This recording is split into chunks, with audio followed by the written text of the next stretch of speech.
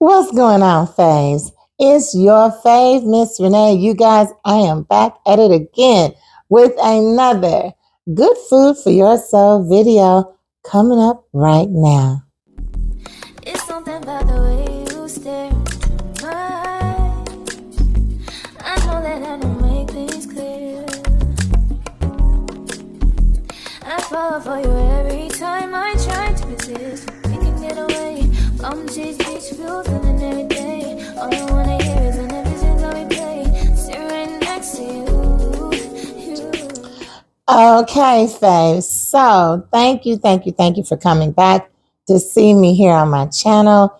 If you are a new returning viewer, new subscriber, or you just been rocking with Fave for a while now, you know the love is real here. So thank you and welcome.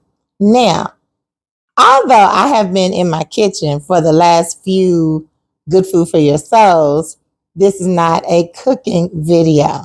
Okay. So if you are new here to the channel, then you're like, okay, Good Food for Your Soul is just that. We're not eating by mouth, but we're taking in nourishment for our soul. So Good Food for Your Soul is a conversation that I like to have with my faves. And that conversation is based on love, life, relationships, mindfulness, and everything that is good for our souls. So that you know that, then you also know that I work with young people. And that's my favorite thing to do is to inspire, uplift, and motivate our young adults and us too to be the best version of ourselves. So before we get into the actual meat and potato part of this video, let me just say that I appreciate all of my viewers. And you guys know I'm trying my best to be more committed to YouTube and to start this new year off really, really strong. I do have a lot going on.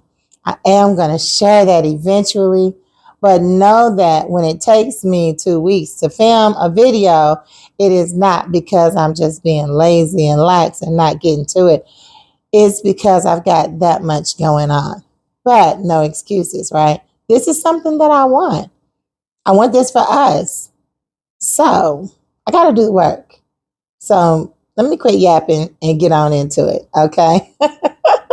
So also, one more little tidbit of information. You guys, please follow me on my Instagram, and please also go and follow me on my Facebook page. Don't get confused. Find me as Fave Miss Renee everywhere, okay? Snapchat, Instagram, Facebook, not Twitter, TikTok, okay? Those are my 4 major platforms. But like I said, if you follow me on Instagram and you let me know you're following me, I will follow you back, okay? That's just how I roll. Anywho, let's get on into today's topic, okay? Let's go on ahead and get into today's topic, which is on a more serious note, but one that really needs to be discussed. So about a couple of weeks ago, I was at one of my schools and we were just having a conversation, me and some of the admin there. And one of the things that was brought up is a young woman who had talked about being in a situation where her mom just constantly trauma dumps on her and how that makes her feel and how that kind of quiets how that makes her feel and how that makes her feel not appreciated and validated because she's not able to speak her truth because of all the dumping that goes on to her. So, yeah, today's conversation is all about trauma dumping. Let's just go on ahead and get into it. It's serious, but again, it's needed. Come on back. Okay, guys. So like you heard me say a second ago, I wasn't in the initial conversation, but I came in afterwards. And it's something that is so relatable that I thought, you know what? I need to talk to my faves about this. Are we trauma dumping on our children? And what does that really mean? So I can be careful, right? If that is occurring, if I find myself doing that, I want to definitely stop that, right? So there's a difference between trauma dumping and venting, okay? Or telling, right? Informing. There's a difference. One thing's for certain and two things for sure. Yes, we as parents like to share with our young people, right? We like to share with our children. We like to let them know how times have changed, right? We like to let them know about the old days versus what's going on in the new days. And there's so much of that back and forth communication that goes on between parents and children. So when does it stop becoming a conversation and just talking to trauma dumping? Y'all, I think what makes a difference is when you're conversing with someone, it's a lot more easier. You're not looking to make excuses and you're not giving them an opportunity to speak back to you, right? And you're not speaking over their heads to the point where you're not even giving them a time to process. You're just dumping all of your trauma and awful bad experiences and horrible lifestyle, whatever that is, onto ears that don't even know how to process all of that information coming to them at once. Are they feeling guilty about it? Did they do something wrong? Are they the cause of something?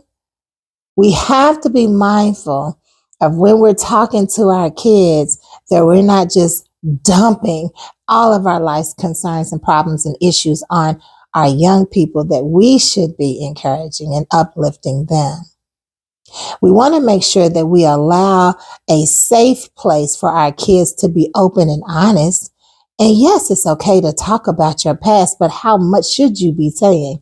How much should you be sharing with young ears that don't really know how to handle that? Make sure that we are being those examples of what we want our children to see and do, right? Now, I'll be honest with you. My background is very colorful. Okay. My childhood was not one that I would ever want to see repeated for anybody else's child. I did not have a cookie cutter experience. My childhood was everything but normal. But I did share that with my children. But when I shared that with my children, I allowed them to understand things about their mother. And that was always in conversation, not in a space that I just dumped. My kids were always able to ask me questions. I always answered their questions, and I was always very honest with them on what I said. So the question isn't, can we not talk to our kids? But let's be real. Our kids, today's kids, they already have a multitude of things to deal with in their own world. They have to deal with social media, which we didn't, not my age group.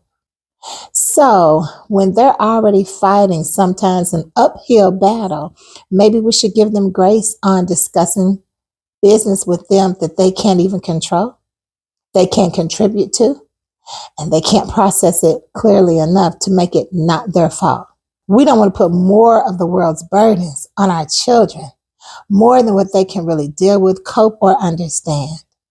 So we all have to learn how to do this thing called life. It doesn't come with a rule book, and it isn't easy. We always have to make sure that what we're saying in front of our children or to our children are things that will not put them in a negative mental space. We always want to be responsible and accountable to what we say to our children and who we allow to speak to our kids. It's not okay to put on them more than what they can handle. So, listen, if you need help, if you need a space, there are plenty of places that you can go to, talk to, get free therapy.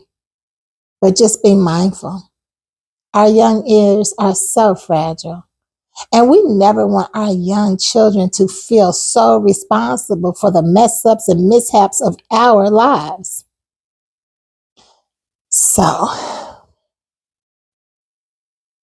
I don't know who this was for. I just know it was for somebody. We got to do better so they can be better in the long run. That's all we really want. We want our children to be happy, healthy, strong-willed individuals. We don't want them to be crippled before they leave the house. So be careful what you say around them and what you say to them. Make sure it's good conversations for them to understand, process, and handle the weight of it all that you're taking and asking them to deal with. Okay? Your best friend is your child. I get it. You want to share everything and you don't want to leave out anything that your child could learn and benefit from. I get that. Let's do our trauma sharing in spaces that are healthy for everybody. Not that you're just dumping life's issues on your children, but you might want to share, hey, this is why it's important for you to stay in school. Okay?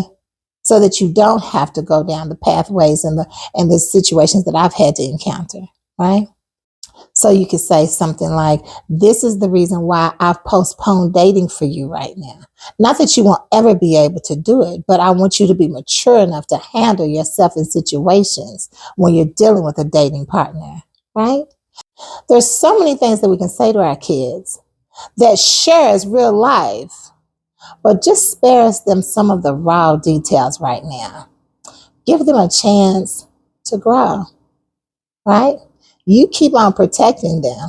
You keep on being that safety net for your kids, but no trauma dumping, okay? Give them a chance to grow. And then the life is going to share some of that with them just by being friends with other people. You still get to kind of right now decide who they are even friends with. So I hope this helps. I don't know, maybe you find yourself trauma dumping from time to time.